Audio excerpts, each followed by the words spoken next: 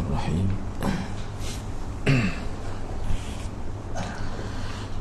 Assalamualaikum warahmatullahi wabarakatuh. Alhamdulillahi rabbil alamin. Wassalatu wassalamu ala asyrafil anbiya'i wal mursalin. Nahmaduhu wa nasta'inuhu wa nastaghfiruh. Wa na'udzu billahi min shururi anfusina wa min sayyiati a'malina. Man yahdihillahu fala mudilla lahu wa man yudlil fala hadiya lahu. Rabbi shrah li sadri wa yassir li amri wahlul 'uqdatam min lisani yafqahu qawli. Amma ba'd. Alhamdulillah, bersyukur kepada Allah Subhanahu wa taala kerana dapat bersama pada petang ini. Insya-Allah pada petang ini saya akan sambung perbincangan berkait dengan peranan Ansar pada muka surat 59 tu muka surat 59.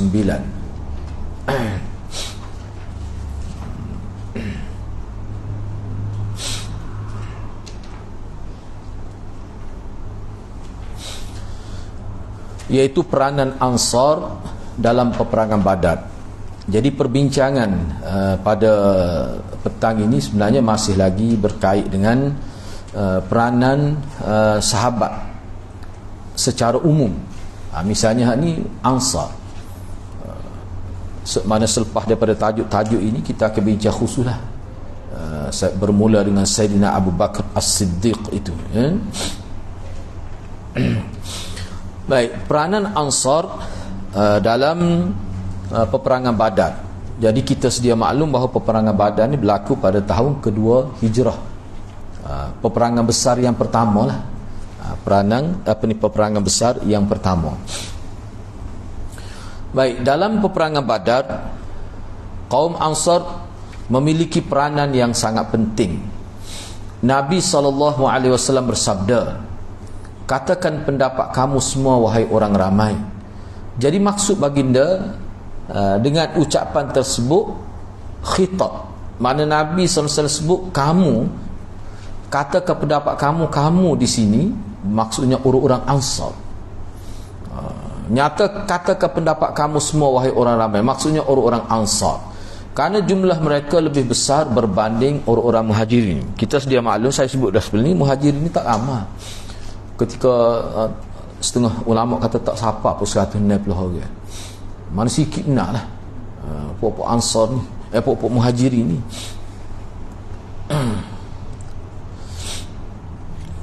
Ni maksudnya bila Nabi berhijrah tu, mana jumlah dia sekitar, cuma selepas tu dia bertambah lah.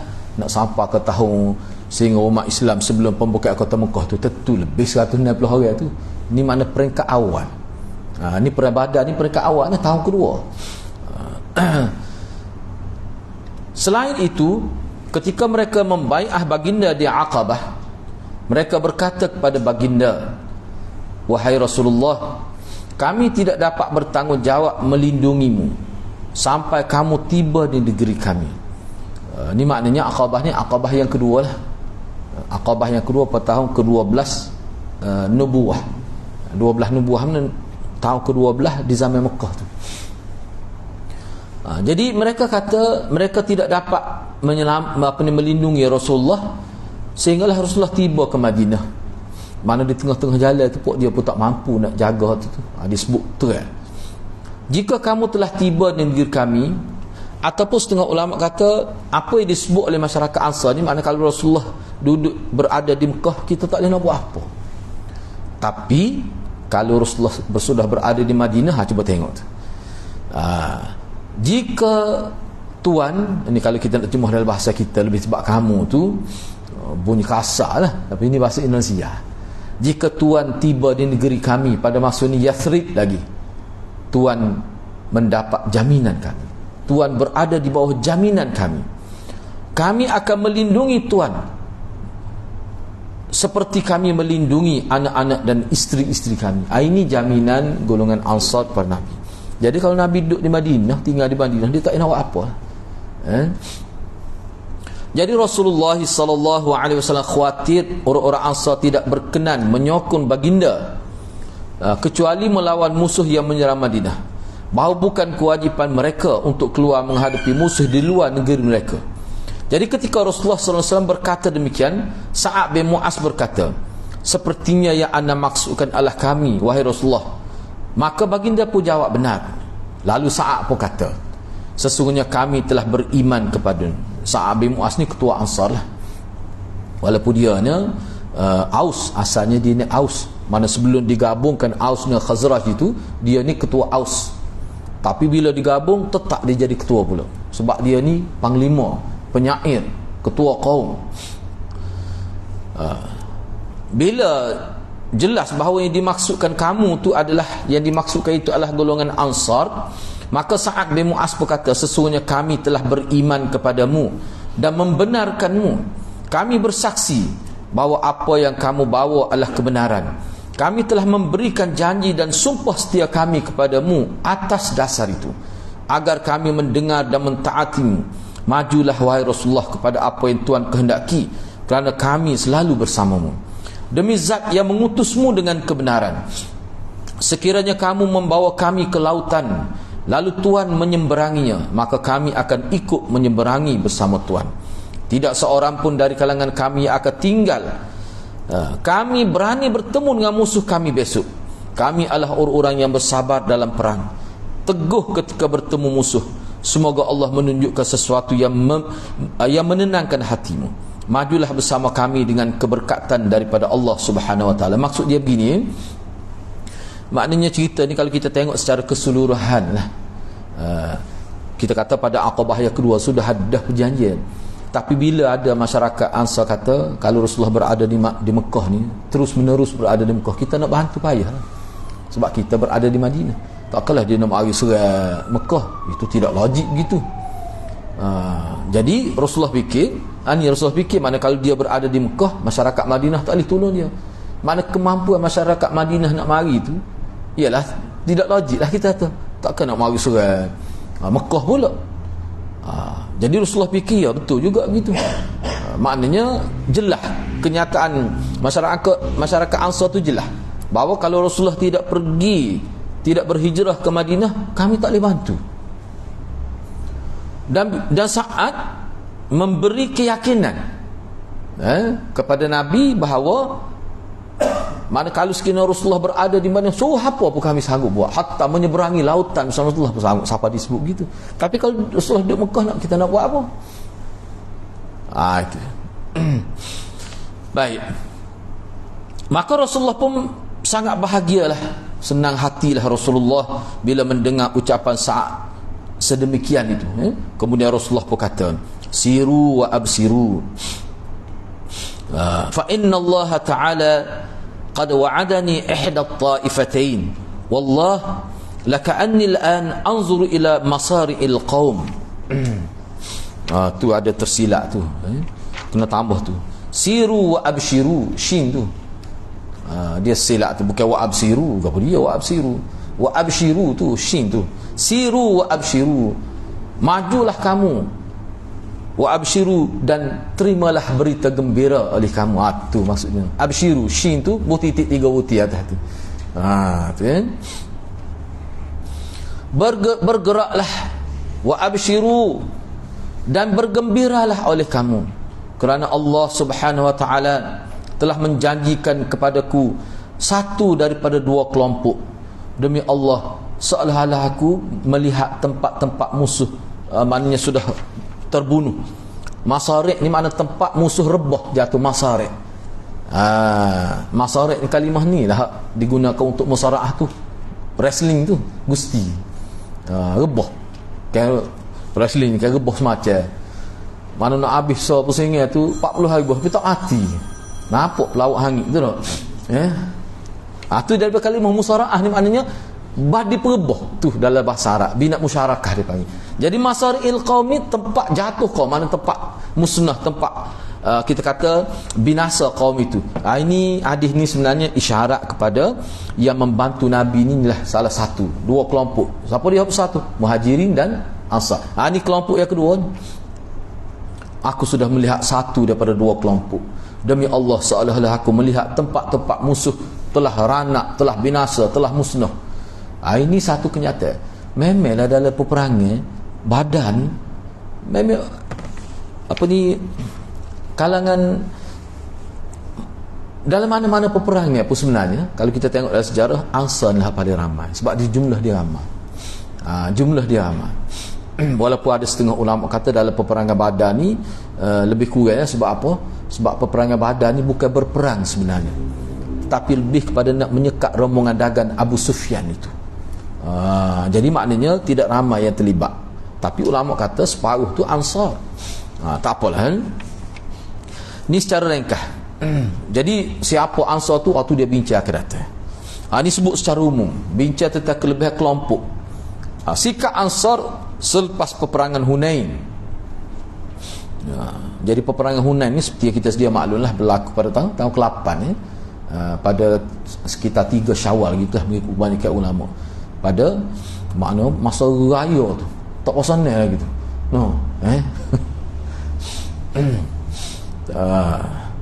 Pada tahun ke-8 Hijrah. Baik, diriwayatkan daripada Abu Sa'id Al-Khudri yang mengatakan bahawa ketika Rasulullah sallallahu alaihi wasallam membahagikan harta rampasan perang kepada orang-orang Quraisy serta kabilah-kabilah lainnya dan tidak memberi apa pun kepada orang-orang Ansar, maka orang-orang Ansar merasa tidak rela ke atas tindakan baginda tersebut sehingga muncul berita-berita yang tidak elok di antara mereka. Dia sebenarnya ni hadis ni, sebab tu dia terjemah dia ni kena tengok dalam konteks bahasa dia lah. Kalau ana terjemah tidak rela lah. Tidak rela ni makna tidak redha kalau bahasa Melayu kita. Dia terjemahnya gini. Terjemah berdasar pada Arab dia lah.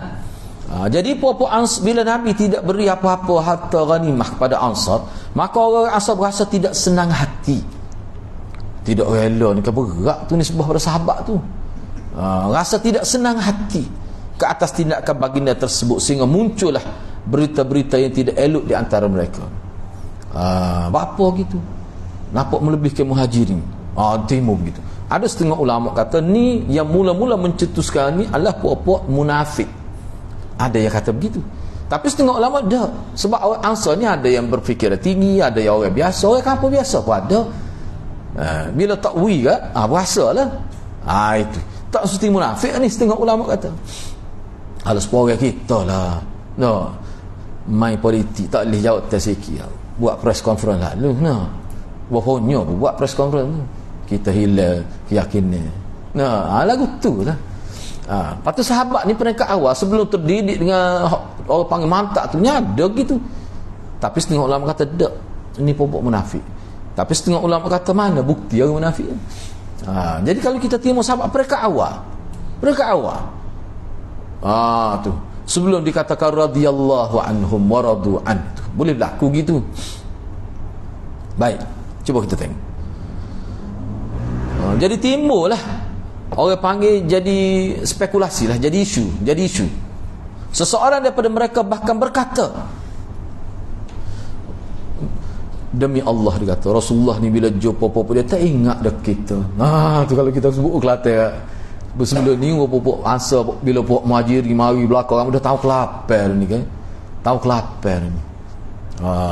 Bila jumpa dengan popok dia Muhajirin, anak beranak dia Bani Hashim, tak ingat dah kita. Ada siapa kata gitu, lembut nada pasal tu. Timbul syaitan masuk selalu lah. Baik, Sa'ad bin Ubadah lalu bertemu Rasulullah sallallahu alaihi wasallam. Dia pun kata, wahai Rasulullah,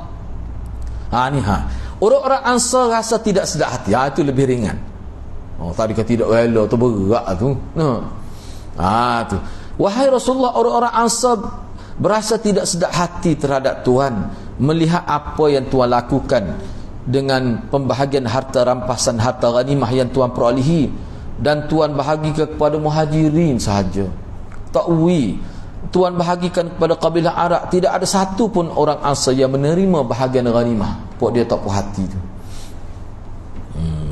Maka Rasulullah sallallahu alaihi wasallam lantas bertanya. Dia tidak kena molek lagi lah ni, tidak orang panggil tidak sampai satu tahap tinggi lagi. Bukan semua ni, sadar sebahagian. Dia yang ramai lagu tu lah. Maka Rasulullah berkata kepada Sa'ad, kamu sendiri berada di pihak yang mana, wahai Sa'ad? mu sendiri ni antara orang tak puas hati juga kau. Dia ayat orang mu lah mana. Nak jadi juru cakap pun jumpa dengan orang cerdik ni lagu tu dah duk ayat orang asam mu lagu mana. Tak puas hati kau kat aku.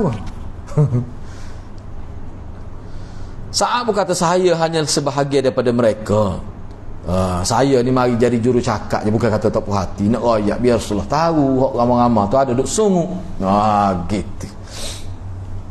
Nabi SAW bersabda, kumpulkan kaummu di tempat itu. Awak kumpul belakang orang Ansar hak terlibat dalam peperangan itu. Sebab ghanimah ni untuk orang terlibat ya. Hak bui kepada itu hak 1/5 tu hal lain. Selepas tu ni bagi sebelum hak pembahagian 1/5 tu. Kumpul semua orang Ansar di tempat tu.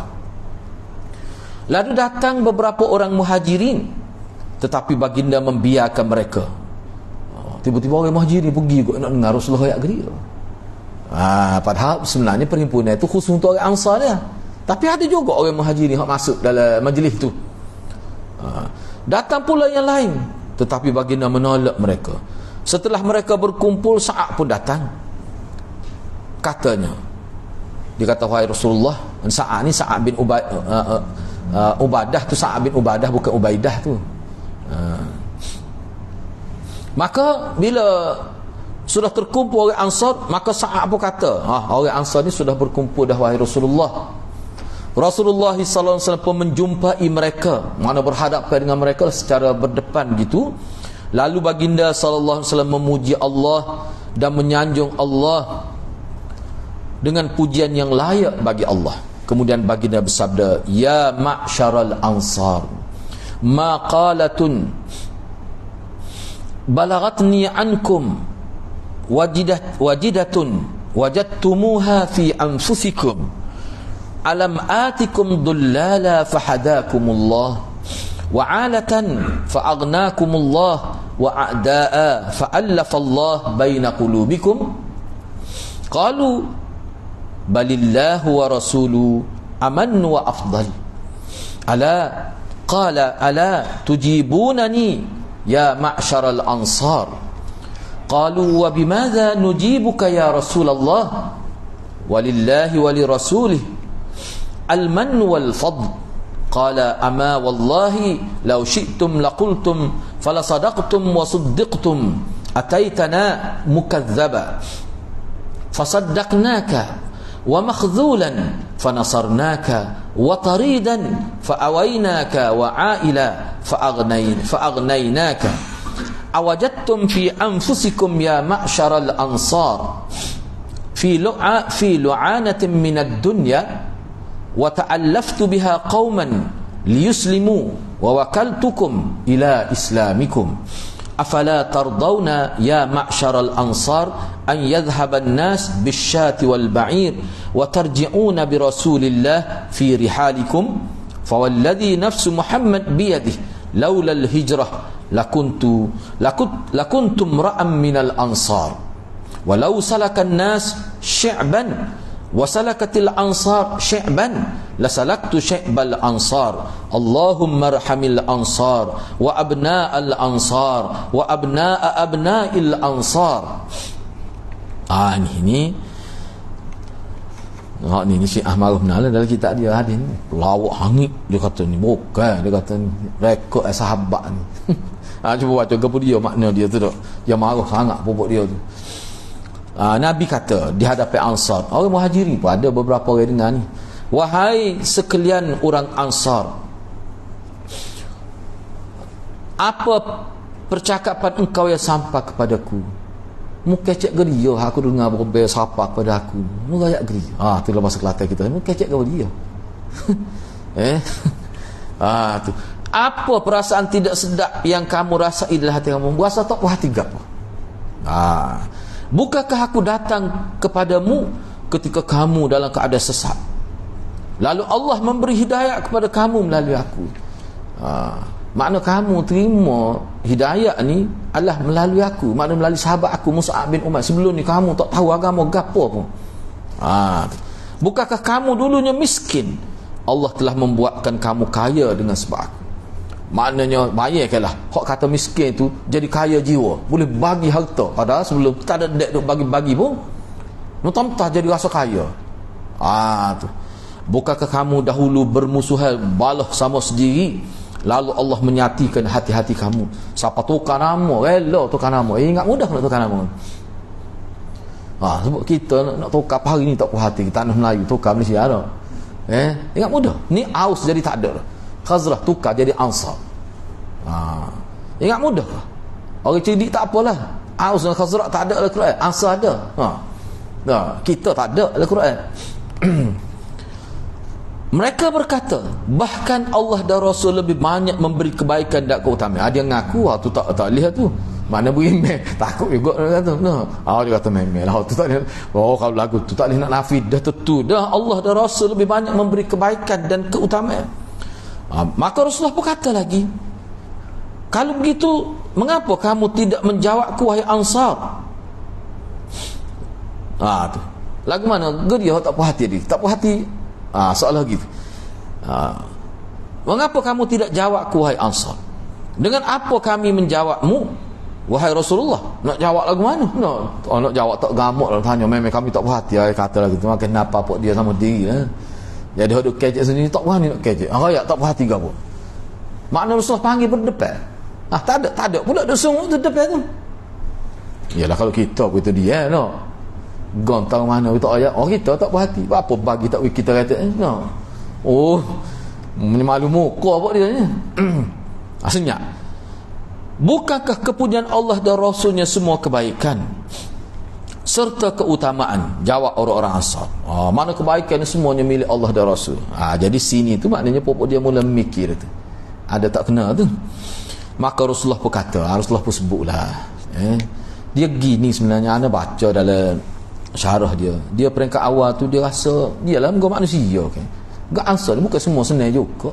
Bila takwil bahagia dia pada sakit ada Rasulullah tak suka dah ke dia. Dia bui kau lain. Sebenarnya hadis ni ada dari riwayat lain sebut Nabi bui tu ada setengah tu Nabi bui sampai 100 ekor kambing. Bui kepada satu kepala kaum. Sehani ringkah ni. Kemudian Rasulullah jelas ke dia tu dengan sebab bui 100 ekor kambing tu Nabi tahu dah. Kita tak boleh nak buat gitu. Tapi Rasulullah tahu dah kalau bui pada ketua dia ni, dia klik bagi habis. Akhir sekali sekapung masuk Islam. Orang kapur dia kata tu masuk Islam. Boleh kambing. Orang mu'allafatu baina qulubi, hak mu'allaf ni, hak miskin-miskin, biar dia masuk dulu. Hak miskin dia bui. Siapa ketua kaum dia tidak ambil ke dia bui bagi. Ni Rasulullah kira masalah ayat gitu. Ingatnya Rasulullah pada kamu, aslim tafsila, masuk Islam lah selamat, boleh kambing lagi. Tu tujuan Rasulullah bui tu. Sebab cuba perhati molek hadis selepas ni. Maka Nabi pun kata, Nabi SAW bersabda, demi Allah, jika kamu berkenan nescaya kamu dapat mengatakan, dan jika kamu mengatakan maka kamu berkata benar dan dibenarkan. Ya tak puas hati gapo. Tak apa ayat molek. Tuhan datang kepada kami dalam keadaan didustakan, lalu kami membantu Tuhan. Tuhan datang dalam keadaan dihinakan, lalu kami membantu Tuhan. Tuhan datang dalam keadaan terusir, lalu kami memberi tempat untuk Tuhan. Tuhan datang dalam keadaan kesusahan, lalu kami menghibur dan memberi kesenangan kepada Tuhan. Wahai orang-orang Ansar. Tu kata-kata orang Ansar lah tu kira-kira tu sebenarnya. Hadis ni panjang lagi. Maknanya ayatnya apa ya dia terasa hati tu. Inilah dia ayat ni. Kalau kita tengok ada asah juga tu. Mungkin dia tak tahu tindakan Nabi ni wahyu. Nanti kau boleh mantap tu. Jangan kita ingat sahabat ni semua supaya nak bakal belaka. Tak kena lagu tu. Sahabat ni kecil dalam masjid ada. Nak boleh kau faham tu. Wahai orang-orang Ansar. Maka Nabi pun jawab. Ni Nabi jawab sebenarnya. Akhir sekali dia tubik juga mengenai Nabi kata tak apa, kecek benar tak apa hari ni. Dia pun ayat lah. Tu alasan jadi kecek tu. Hak pala-pala duduk dia ni tak puas hati pun tak kecek. Dia ada sama hak jenis gini tak puas hati ayat Allah tu. Bila duduk main haji tu duduk kecek. Ni.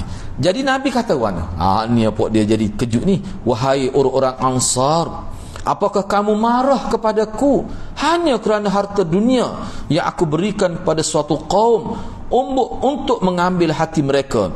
agar mereka bersedia masuk Islam. Tadi Nabi bui ke siapa ada 100 ekor Nabi bui tu guna untuk dakwah. Klik sekapo masuk Islam. Tu tujuan aku buinya, aku kena dah ni. Aku kena dah tok ngulu dia ni bukan jenis ambil harta ke dia. Dia bui ke rakyat dia. Oh, kalau kena tok ngulu hak itu tak ada siapa rumah dia jual. Nabi tahu dah. Aku bui kepada kelompok tu harta banyak tu supaya dia dapat melembutkan hati masyarakat dia, supaya dia terima Islam. Bukan bui untuk dia miliki. Sementara aku menyerahkan kamu, aku bui kambing ke dia tu, tapi Islam aku bui kamu. Islam ni maksudnya perjuangan itu. Maknanya Nabi nak ayat pada Ansar, orang-orang aku bui harta tu, orang hati dia masih tak mantap lagi. Masih dalam proses mu'allaf. Kita nak pujuk mu'allaf ni. Hak kamu masuk Islam lama dah ni, tak okey mu'allaf lagi. Hak tu orang Malaysia, ya tu mu'allaf. Lepas itu tu dia tak sebutlah sini ya. Tu anak sebut 40 tahun mu'allaf lagi orang kita ni. Kau tu ngajar ustaz mu'allaf lagi. Pak mati mu'allaf kau tu dah. Pada mu'allaf ni baru-baru. Nak nanti misalnya contohnya anak dia masuk Islam, mak dia ni masih lagi terumat ambing tu. Tu mu'allaf. Setengah ulama kata mu'allaf ni hak baru masuk Islam dia pun tak. Setengah kata hak sudah minat pada Islam. Mu'allaf juga tu. Jadi bila diberi harta tujuannya untuk melembutkan hati mereka. Hak tu aku bui, tu aku tak kira aku tak erti bagi lagu ni. Tapi aku bui kepada kamu Islam. Apakah kamu tidak rela wahai orang-orang Ansar jika manusia pulang membawa biri-biri dan unta, sedangkan kamu pulang bersama Rasulullah ke negeri kamu? Orang aku harta tu dia balik, bukan balik Madinah tu, dia balik ke kampung dia. Mu balik dengan aku ke Madinah. Mu nak kambing ke nak Islam? Parut Rasulullah wi. Kena kecek terang lagi ni tak erti. Kiah-kiah aku tak erti. Rasulullah pun ada juga tanya dia kecek tu. Puak-puak ni dia buat klik kambing ke dia. Mu buat klik Allah dan Rasul. Mu nak mana? Tu Rasulullah kata, demi zat yang jiwa Muhammad berada di dalam genggamannya, kalau bukanlah kerana hijrah, nescaya aku adalah orang Ansar. Tapi aku ni orang panggil muhajirin sebab aku mari daripada Mekah. Kalau Tuhan pilih aku nak guna muhajirin ke nak guna Ansar, aku nak guna Ansar lagi. Tu Nabi kata, sekiranya manusia melalui sebuah bukit, lalu orang-orang Ansar melalui bukit yang lain, nescaya aku akan melalui bukit yang dilalui oleh orang-orang Ansar. Ya Allah, akhir sekali Nabi kata, ya Allah, rahmatilah orang Ansar, rahmatilah anak-anak Ansar, rahmatilah cucu-cucu orang Ansar. Baru kena tu baru senyap. Kata Sa'ad, dia kata, masyarakat Ansar pun menangis, siapa janggut, basah jeruk janggut. Lalu mereka berkata, kami reda Rasulullah sebagai sebahagian daripada kami. Lantas Rasulullah pergi dan mereka pun berada. Baru puas hati. Ni pun Rasulullah nak uji biar aku nak uji bawa tak sebab tahu dia kata mana. Kadang-kadang orang cerdik lagu tu dia nak terang. Sebab tu anak kata di hadis ni ringkas, dia kalau hadis lain tu banyak lagi hak sebut. Makna hak ni Rasulullah bui ni kepada, sebab tu dia bui dah bentuk binatang ke apa. So, bagi pada masyarakat kampung dia. Hak ni lah Sayyidina Umar, dia hantar semua hadiah pada keluarga dia di Mekah tu. Siapa ramai mana masuk Islam keluarga Sayyidina Umar dengan sebab hadiah-hadiah kecil saja. Nak ayatnya Sayyidina Umar ni walaupun jadi khalifah ingat lagi kepada kita. Aku jadi lembut hati minat nak masuk agama. Semua tu kerana akhlak lah tu. Mana masyarakat tertarik dengan Islam kerana akhlak kita. Ni kat orang Islam kat kecek kat tak ada gamuk. Huduhnya bahasa. Kalau dalam FB boleh tahu lah. Tengok dalam bahagian komen tu, tak ada gamuk. Baik kambing kadang-kadang bahasa tu. Tetua tak faham. Teruk masyarakat kita. Nak warna dan yang ramai lagu tu lah. Tama-tama tak ngaji pula. Peranan yang dimainkan oleh kaum Ansar bukan hanya yang tersebut, bukan hak ni saja. Ni kecil, satu bahagian kecil saja kita sebut ni. Mereka masih lagi mempunyai banyak peranan hebat lainnya dalam setiap peperangan, bahkan dalam setiap saat yang dilalui oleh Islam dan kaum muslimin. Saya menyebutkan sebahagian kata penulis ni lah. Saya menyebutkan sebahagian saja kerana tidak ingin berpanjang lebar dalam perbincangan ini. Jika tidak, maka keteladanan Ansar akan memerlukan kitab berjilid-jilid untuk sebut keistimewaan mereka, kebanggaan dan kemuliaan yang berterusan. Semoga Allah meredai mereka semua. Saya tidak pernah melupakan kata-kata Ummul Mukminin Aisyah ketika dia berkata, dia mari ni tak terakhir sebelum masuk pada larangan mencaci para sahabat. Kata Aisyah, ni'man nisa nisaul ansar lam yamna'hunna al-haya an yatafaqqahna fid din. Sebaik-baik wanita Ansar, sebaik-baik wanita ialah wanita Ansar.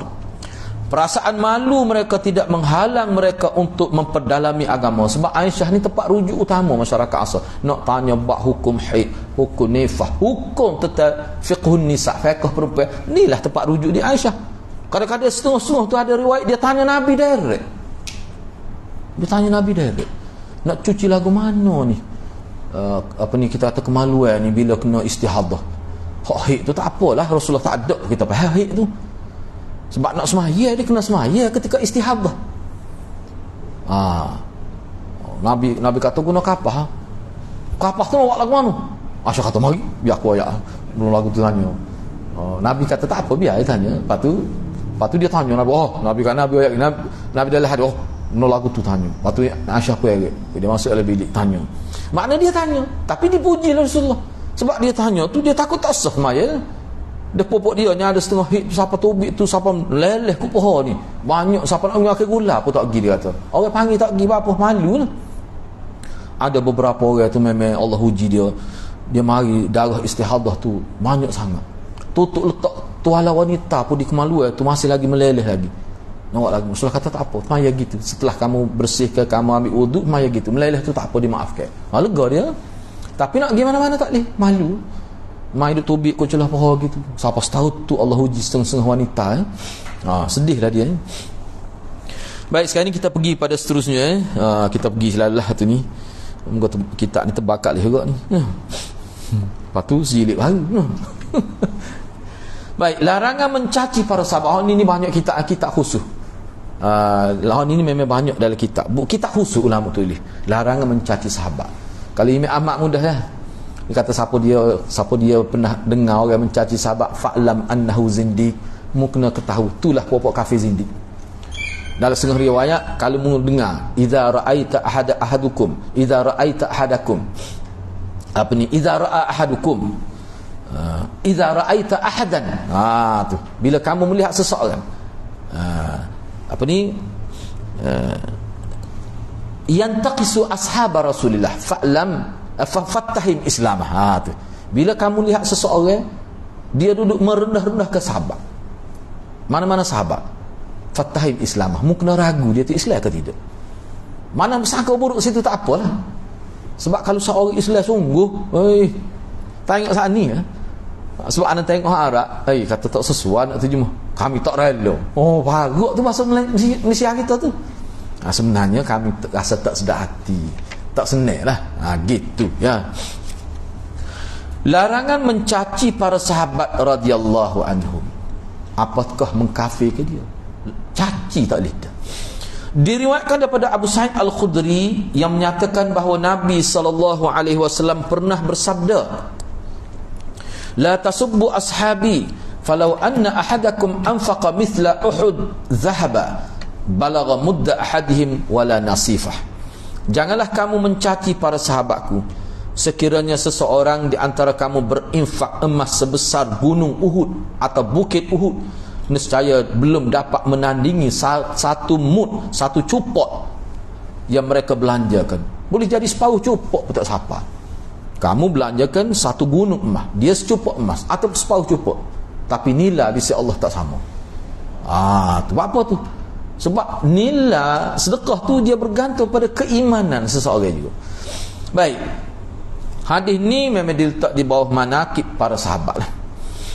Baik, seterusnya diriwayatkan daripada Abdullah bin Mughaffal bahawa Nabi SAW bersabda, Allah fi ashabi la tattakhidhuhum gharadan ba'di faman ahabbahum fabihubbi lahum ahabbahum wa man abghadahum fabibughdi abghadahum wa man adahum faqad adani wa man adani faqad adallah wa man adallah aw syaka an ya'khudhah.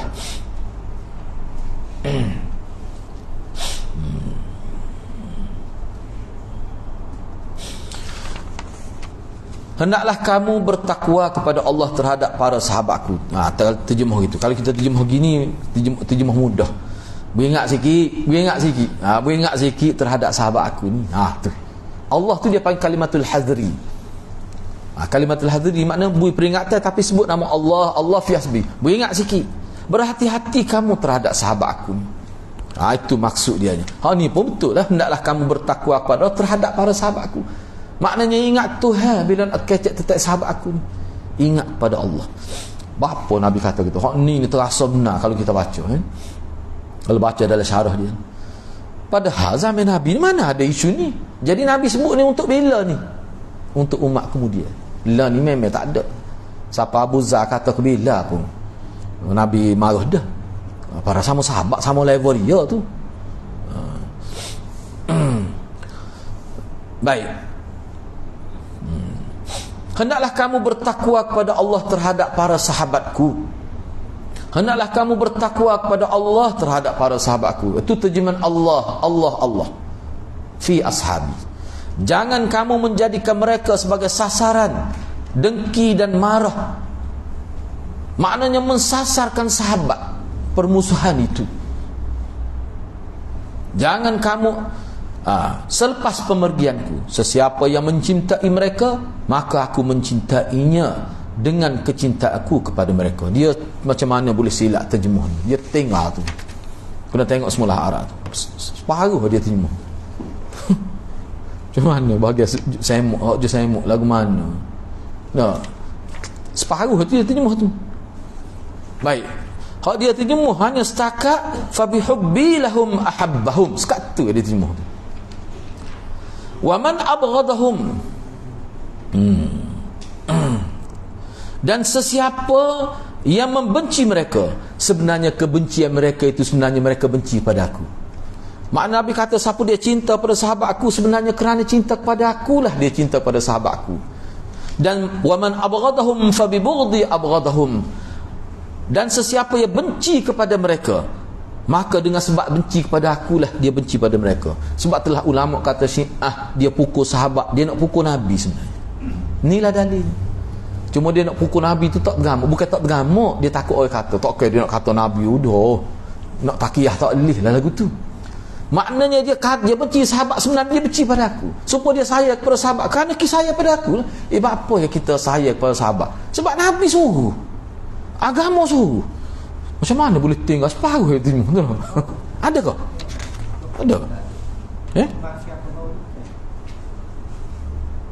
Dia huras separuh lah dulu. Tak, anak pun tak perasan. Parut cara dia huras tu. Dia huras separuh-separuh. Tak apa, kita terjemuh lalu tu. Wa man azahum faqad azani. Dan sesiapa yang menyakiti mereka, sebenarnya menyakiti aku tu. Tak ada, tak apa, kita baca dulu ni. Wa man azani. Dalam setengah riwayat tu panjang. Azani. Dalam setengah riwayat. Kalau azan ni siapa dia pakak. Bukan seorang. Kalau waman, kita tahu waman azan sesiapa yang menyakiti mereka. Gitu ya. Kalau azan, sepuluh ada setengah riwayat kata azan dia panjang. Terjemahan jadi lain. Sesiapa yang pakak nak menyakiti mereka, bukan seorang. Sebab tu bagi anak hak tu sesuatu Syiah, sebab dia pakak nak marah pada sahabat. Hum tu sahabat lah hum tu. Faqad adhan, ya, kalau kita ambil satu riwayat panjang, maka dia pakak sebenarnya tu nak menyakiti aku. Wa man adhani ataupun adhani, sesiapa yang menyakiti aku faqad adallah, maka Allah menyakiti dia. Allah tak akan lepas saja kalau tidak atas dunia akhirat. Wa man adallah, dan sesiapa menyakiti Allah au syaka an ya'khudhah, hampir-hampir Allah akan cabut nyawa dia dengan kasar. Dia gini, au syaka an ya'khudhah ni ulama kata supaya kita cabut misalnya pokok kecil kita cabut arit. Kayak dia tubik dengan akar cabut. Ingat tak? Noyaknya tak hormat langsung Allah mematikan dia. Kayak dalam hadis sebut kalau Islam kan, dak malaikat mari kan baca doa supaya tubiklah dengan tenang. Mutmainnah tak, tapi orang kafir tarik dengan kasar. Lagu tu au syaka an ya'khudhah, hampir-hampir Allah musnahkan dengan kasar. Tak apa, lepas ni kita baca tinya. Jadi maknanya hak ni dia nak hurah separuh tu. Sebab dia kitab hak anda baca dulu kitab lain. Ni kitab lain ni. Hak kitab ni dulu hak apa ni? Dia ada hak dulu 3 jilid dah. Hak ni 2. Nah, 3 jilid tu lain. Anda baca tu. Dia tidak lagu dia tu. Itu tak apalah. Maknanya dia nak hurah hak bahagia tu saja. Hak bahagia hak sebelum benci tu. Setakat hak sayang kepada mereka, cinta pada sahabat dengan sebab cinta kepada aku. Okey, cuba kita tengok. Adapun tentang hukum orang yang mencaci para sahabat, maka di sini kami menukil sebahagian pendapat ulama. Misalnya Imam Nawawi kata, Imam Nawawi rahimahullah berkata dalam syarah Muslim dia, dalam syarah Sahih Muslim, ketahuilah bahawa mencaci para sahabat adalah haram dan termasuk perkara-perkara haram yang sangat buruk, dosa besar. Sama ada sahabat yang terlibat fitnah atau yang tidak terlibat, kerana mereka ialah orang-orang yang berijtihad di dalam perang tersebut dan mereka mentakwilkan nas itu seperti mana telah kami jelaskan di awal Fadailus Sahabah. Tu maksud dia. Sebab dia begini, kalau kita tengok dalam kitab, dia bila berlaku peperangan di kalangan sahabat, khususnya antara Sayyidina Ali dengan apa, Muawiyah misalnya, tak siapa perang, peperangan Siffin, peperangan Jamal, Abdullah bin Zubair, kan beberapa siri peperangan di zaman sahabat tu. Jadi sahabat sendiri pun ada terlibat. Jadi mana-mana hak terlibat tu dia akan cacilah mana lawan dia tu. Bahkan orang kita sekarang pun masih lagi kata Sayyidina Ali di pihak yang benar, Muawiyah adalah pemberontak. Macam-macam tuduh Sayyidina Ali, tuduh Muawiyah, tuduh Abdullah bin Zubair, macam-macam. Tu kutukan, khususnya kalau pembuat Syiah. Orang Islam kita sendiri pun ada kata gitu. Anda pernah dengar dia kata dalam kisah Sayyidina Ali dengan Muawiyah ni, Sayyidina Ali berada di pihak yang benar. Jadi yang dikatakan buruh pemberontak itu Muawiyah, sedangkan buruh ni halal darah. Kita nak kata halal ke darah Muawiyah tu. Padahal Sayyidina Ali sendiri tak kata lagu tu pelik. Sayyidina Ali sendiri bila selesai peperangan Siffin, berapa orang mati? 5,000 lebih. Campur dengan tabi'in, campur semua tu. Bila ada tentera Sayyidina Ali kata kutuk, keji, cerca jenazah syuhada di menyembelihi Muawiyah, kata apa? Sayyidina Ali kata ketahuilah bahawa semua ni mati syahid semua. Tentera Muawiyah mati syahid, tentera kita mati syahid. Guana mati syahid dua-dua apa? Pekoh mana dia pakar tu? Hatulah Sayyidina Ali, dalam kepala Sayyidina Ali bagian lah, setakat anda duk baca tengok, Sayyidina Ali faham peristiwa itu berlaku kerana ada puak ketiga yang menjadi patu api, yang mengadu domba. Puak ketiga itulah Syiah takut sangat didedahkan pada masyarakat. Puak yang Nabi sebut dah ada al-fi'atul baghiyah itu. Ni duk kata fi'atul baghiyah tu Muawiyah. Muawiyah ni sahabat ramai mana tuduh Ali Muawiyah tu. Berat berani kita. Padahalnya Ibnu Umar sendiri kata aku tak tahu siapa salah. Tiba-tiba kita duduk zaman ni berani kecek atas rasa baca kitab. Sebab tu ulama kata duduk dia molek suruh tu hal tu.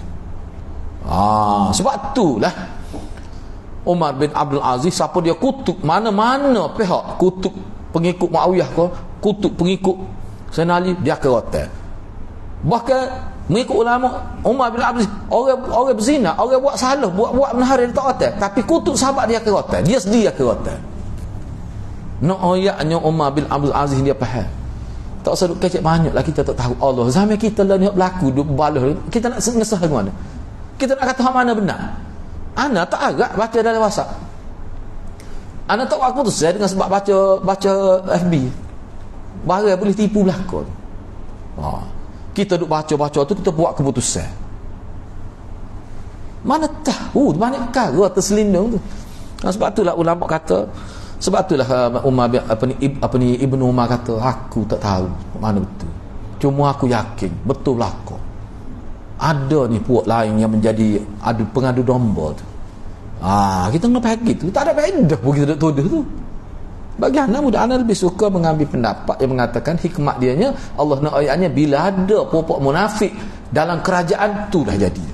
Munafik ni kalau dia duduk di kalangan masyarakat biasa tidak seberat, tapi munafik memegang jawatan itulah jadinya. Sebab munafik berjaya masuk dalam kerajaan Sayyidina Ali. Tu kajian ulama. Hak pembunuh Sayyidina Uthman. Akhirnya jadi lagu tu lah. Dia menjadi kita kata gunting dalam kita ada lipat dia menjadi orang panggil barah lah. Oh bahaya, sebab tu beringat kita nak kecek bab sahabat ni. Muawiyah penulis Quran tu. Taklah penulis Quran. Sebab tu mudah ya Maulana kata. Dia memang dia nak suruh orang tak percaya ke Quran itulah. Tapi orang Islam kita ni hotok kena biu tu. Akak pun betul pasal ada. No. Kata qadiyah. Ana ambil sikit sebab kita pun maksud 45 minit ni. Moga betul ni. No. Main bola lagi banyak kali lagi no. Qadi kata mencari salah seorang daripada mereka termasuk maksiat besar. Ni qadiyah kata. Dia panggil intiqas. Intiqas ni kalau dalam bahasa ni mencari keaiban. Makna kalau tengok gini tak nampak aib, kena cari baru jumpa. Nya jumpa moga dia bukan maksum. Sebab tu anak faham ni dan anak baca lain. Seseorang tu empuk kita ni dak. Kita duk sai nama mana tak nampak keaiban. Molek benar tu itu. Memang kalau ditanya isteri dia tanya, nya jumpa lah tak molek tu. Oh sebab tu Nabi tak pernah wala tajassasu, tak pernah cari. Orang tak molek dia saing gini nampak dah tak molek. Kecek kita tahu dah dia ni ada masalah ni. Tapi orang molek ni kita sign lah mana tak nampak tak molek dia. Molek dah tu. Sebab tu nak Zabal Qadiyah kata siapa dia cari hati tak molek itu. Siapa dia cari keaiban sahabat memang hati dia tak molek tu. Tu. Sengaja duk cari dalam kitab. Patut duk ayat lah. Sebab tu anak geram ni ada setengah-setengah orang kan. Isu Abu Hanifah duk cari keaiban Imam Abu Hanifah. Ulama sebut dah dalam kitab. Moga manusia kalau nak cari Imam Syafi'i pun ada keaiban dia. Mana ulama tak setuju dengan pendapat dia. Lepas tu nak cari, lepas tu duduk pula. Wak masuk dalam FB duk ayat dia gini-gini. Pada ulama terima umum dah. Siapa dia? Imam Abu Hanifah. Awak tak kenal tu. Imam mazhab pak tu. Salah seorang tu. Duk ayat bab pula bab fiqh. Mana berat semati. Kadang-kadang kita usia anda biarlah. Kalau dia dengar pun anda rasa dia ni Allah kali sunnah ni. Pelik tu. Padahal yang dia sebut tahu bicara dah lah kita tu. Tapi tak benar-benar gitu lah. Orang tengok kebaikan dia besar ke tu untuk umat. Kalau ada kesilapan fiqh tu walaupun kita nampak benar ni. Kita kata. Pun Imam Syafi'i misalnya antara orang kritik dia berkenaan dengan pendapat dia tentang orang kafir. Dia kata orang kafir tu kita kena memerangi orang kafir kerana kekufuran dia. Berat tu lah pakal tu. Tetapi ulama lagi tak kerana kerana harbi dia tu, bukan kerana kufur dia. Kita nak perangi kau orang kafir di tepi rumah kita ni. Kalau kita pakar tu kena perangi, kena pulau dia. Dia tidak harbi tapi dia kafir. Sebab tu setengah ulama kata kalau nak bersangka baik pada Syafi'i, dia kata kufur tu kufur harbi maksudnya. Taklah. Tu kan Nabi kata man azani zimmiyan. Tak mana hadis tu? Siapa dia menyakiti kafir zimmi? Makna kafir zimmi tu kufur lah. Tapi zimmi. Maknanya berat nak lah kalau kita nak faham lagu tu. Sebab tu kena beringat kita ni. Kena kenal dulu siapa orang ni. Mazhab kami sama dengan mazhab jumhur. Bahawa orang yang mencaci sahabat perlu dijatuhkan hukum ta'zir. Tapi tidaklah siapa mereka kena hukum bunuh. Sedangkan sebahagian ulama Malik berkata orang itu wajib dibunuh. Wajib dibunuh. Kemahin itu mazhab Malik kata wajib dibunuh. Gitulah. Kita ambil sedikit lagi. Al-Hafiz Ibn Hajar rahimahullah dalam Fathul Bari dia kata orang yang mencaci para sahabat, ulama berselisih pendapat nak hukum dia macam mana. Qadi Iyad berkata jumhur ulama, jumhur ni bukan majoriti mana jumlah yang besar, misalnya 80%, 90% dia panggil jumhur. Kalau majoriti 51% majoriti dah. Jumhur ulama berpendapat bahawa dia ditakzir. Takzir ni boleh siapa perekat bunuh. Kenapa pula? Walaupun dia bukan hukum hudud, takzir dia boleh siapa perekat bunuh. Hukum takzir ni hukum yang ditentukan oleh pihak kerajaan. Sedangkan sebahagian ulama dalam mazhab Malik berpendapat bahawa mereka hendak dihukum bunuh.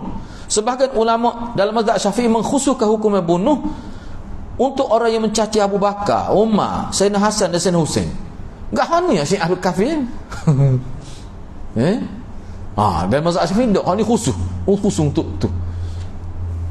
Ulama kata Hasan Husain tak masuk Sayyidina Umar, Sayyidina Uthman, apa tak masuk. Ada ulama kritik pula. Apa Sayyidina Hasan Husain lebih dia ke dengan Abdul Rahman bin Auf tu? Lebih dia ke dengan sahabat Abu Ubaidah Al-Jarrah tu? Hak Syiah kata Zainal dengan Aisyah tu. Tu. Apa bahasa dengan Husain ni? Setengah ulama kata, oi bahasa tak apa kenal ni. Sepatut letaklah besar daripada tu. Sayyidina Uthman, Abdurrahman bin Auf, Abu Ubaidah, tak berat-berat tu. Sa'ad bin Abi Waqqas tu. Ahli majlis musyawarah belaka tu. Tak apa lah kukuk mana pun dia letak Sayyidina Bakar Sayyidina Umar. Kalau caci hak ni, pak orang ni Hasan Husain, Sayyidina Bakar Sayyidina Umar, baru kena bunuh. Ada sebahagian ulama dalam mazhab Syafi'i kata gitu. Qadhi Iyad menyampaikan adanya dua pendapat dalam perkara ini. As-Subki ni tokoh besar mazhab Syafi'i ni. As-Subki menguatkan pendapat yang menyatakan bahawa orang yang mencaci Abu Bakar dan Umar harus, yakni wajib dihukum bunuh. Demikian juga orang yang mengkafirkan sahabat yang telah ditegaskan keimanannya oleh Nabi SAW atau beliau, yakni Nabi menjamin sahabat itu dalam syurga. Ada sebut jika hadisnya diriwayatkan daripada baginda secara mutawatir, kerana orang yang mencaci itu sebenarnya dia telah mendustakan Rasulullah. Tak apalah, ni banyak lagi pandai lain. Satu buku khusus lah tasubbu ashabi, tajuk buku tu berapa ratus muka surat tu. Tu panjang lebar lagi lah. Imam Bukhari pun ada fatwa ni. Kena Imam Fatwa ada fatwa. Tidak Islam orang tu. Bila tidak Islam, tidak murtad. Barang siapa yang membenci mereka, maka dengan kebencian, baru dia terjemah tadi.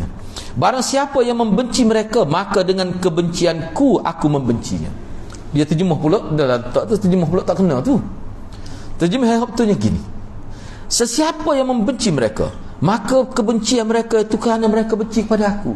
Walaupun mulut dia tak kata, tapi bila dia benci sahabat, sebenarnya dia benci pada aku tu. Tu. Sesiapa yang menyakiti mereka, sebenarnya dia telah menyakiti aku. Sesiapa yang menyakiti aku, maka dia sebenarnya telah menyakiti Allah. Dan sesiapa yang menyakiti Allah, maka Allah hampir sahaja akan menyeksa dia. Cuma Allah biar dia bertaubat. Apa hidup kutub sahabat ni mati dalam keadaan mati biasa gitu. Tapi hari akhirat terkenalah dianya kalau mati dia tetap taubat. Tapi nak ayatnya seolah-olahnya Allah tak saya tangguh dah hari akhirat. Nak hukum selalu.